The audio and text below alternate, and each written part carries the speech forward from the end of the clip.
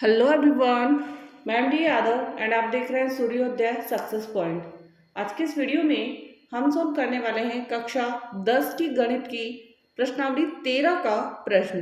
13 जो प्रश्नावली है उससे 10 या 12 नंबर के प्रश्न आपके 100% एग्जाम में पूछे जाते हैं। एक क्वेश्चन, दो क्वेश्चन छोटे क्वेश्चन आते हैं और बाकी जो दो क्वेश्चन है वो बड़े क्वेश्चन आपके पूछे जाते हैं। तो बड़े क्वेश्चन में आपका बहुलक निकालना है, माध्य निकालने का है या माध्यिका निकालने का जो प्रश्न पूछा जाता है।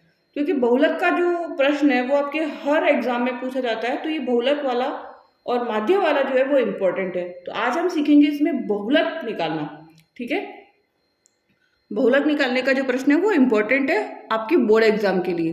तो चलिए स्टार्ट करते हैं। सबसे पहला बहुलक निकालने का सूत्र।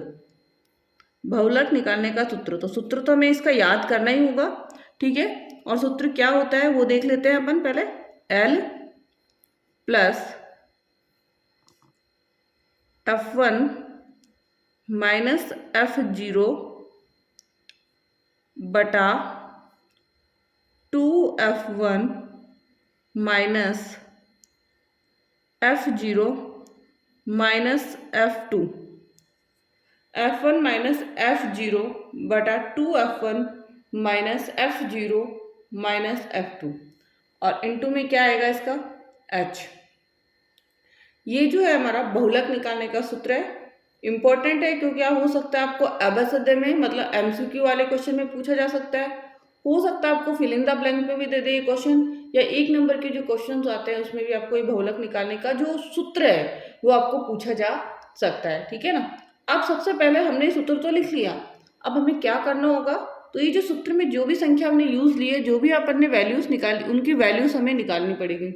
जैसे सबसे पहले हम निकालेंगे L की वैल्यू, फिर F1 की, फिर F0 की, फिर F2 की और फिर H की। तो सबसे पहले तो हम F1 की वैल्यू देखेंगे, फिर उसके बाद F0, फिर F2 और फिर L और फिर H।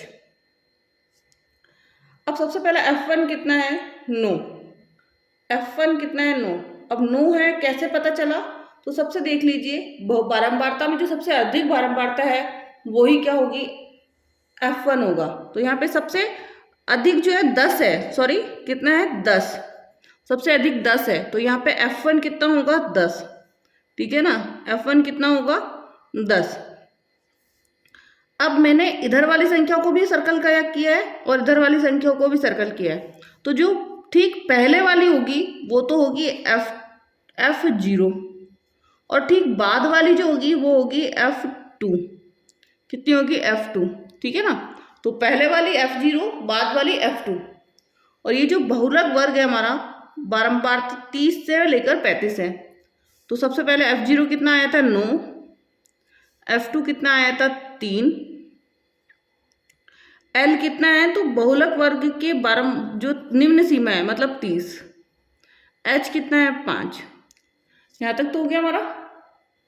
अब हमें रखनी है इसकी वैल्यूज। तो L बराबर कितना है 30 प्लस F1 कितना है 10, F0 कितना है 9,